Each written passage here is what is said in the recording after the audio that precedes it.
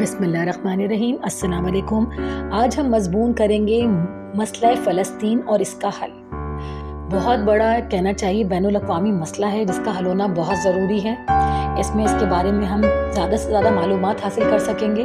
अगर आप मेरे चैनल पर नए हैं तो इसे ज़्यादा से ज़्यादा सब्सक्राइब कीजिए, लाइक कीजिए, शेयर कीजिए और उन लोगों तक पहुंचाएं जो कि इसको पढ़ना चाहते हैं। और अपने कमेंट्स में ज़रूर बताया करें कि आप लोग किस मुल्क से इस वीडियो को देख रहे हैं। फ़लस्तीन का मसला एक तवील तारीख़ी तनाज़ा है जो इसराइल और फ़लस्तीनी अरबों के दरमियान है।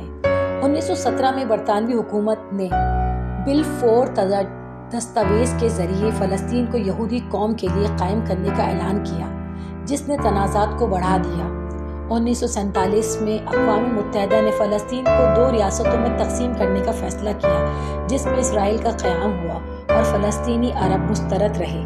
जिसने 1948 में इसराइल का क़याम देखा। ये कहा जा सकता है कि इसराइल का क़याम बरतानवी हुकूमत की एक सोची समझी साजिश थी। बिल्कुल ये एक सोची समझी हुई साजिश थी, पहले से तयशुदा मामला था। जब ये मैं आपको छोटी सी बताऊं कि ये जो जब इनके साथ जर्मनी में हिटलर ने इनको बहुत बुरी तरह से कहना चाहिए हिट किया, और हम आज भी इस बात की मज़ाहमत करते हैं मुसलमान कि हिटलर ने जो किया था गलत किया था, लेकिन जो इसराइल अब ये कर रहा है ये उससे भी ज़्यादा गलत है जो कि हिटलर ने उनके साथ किया था।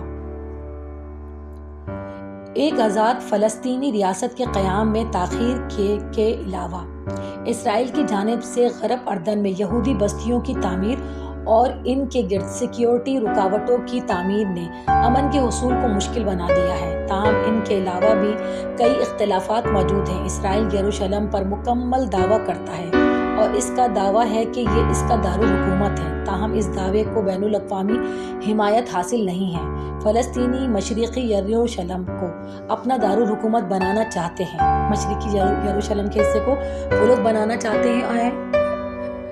फ़लस्तीनियों का मुतालबा है कि इनकी मुस्तक़बिल की रियासत है। सरहदें 1967 की जंग से कबल की हालत पर तय होनी चाहिए। ताहम इसराइल इसके लिए तय नहीं है।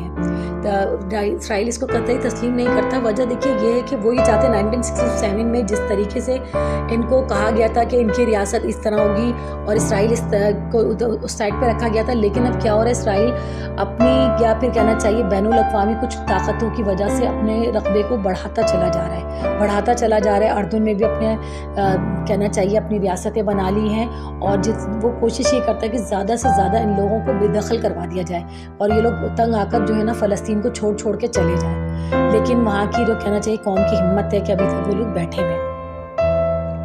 इसराइल ने 1967 की जंग के बाद जिन इलाकों पर कब्ज़ा किया वहाँ गैर कानूनी बस्तियाँ तामीर की गई हैं और अब गरब अर्दन और मशरिक़ी यरूशलेम में 5 लाख के करीब यहूदी बस्ती हैं। एक और मामला फ़लस्तीनी तारीख़ीन वतन का भी है। PLO का दावा है कि इस वक्त दुनिया भर में 1 करोड़ से ज़्यादा फ़लस्तीनी मौजूद हैं, जिनमें से सिर्फ आधे लोग जो हैं अक़वाम मुत्तहिदा के साथ रजिस्टर्ड हैं। फ़लस्तीनियों का कहना है कि इन अफराद को इसराइल वापस आने का हक हासिल है, जबकि इसराइल का मानना है कि ऐसा करने से इसकी यहूदी शनाख्त खतरे में पड़ जाएगी। यानी ज़्यादा से ज़्यादा लोगों को मुल्क से बाहर रहने पे मजबूर कर रखा है और ये कोशिश होती है इसराइल की कि वो वापस भी ना आए।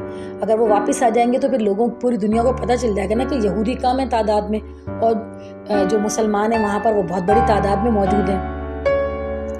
ऐसे में अमन कैसे कायम होगा? इसके लिए दोनों जानिब से चंद इक़दामात ज़रूरी होंगे। इसराइल को फ़लस्तीनियों की आज़ाद रियासत का हक़ तस्लीम करना होगा, गज़ा की पट्टी के मुहासरा ख़त्म करना होगा और मशरिक़ी यरूशलेम और गरब अर्दन में रुकावटें ख़त्म करनी होंगी।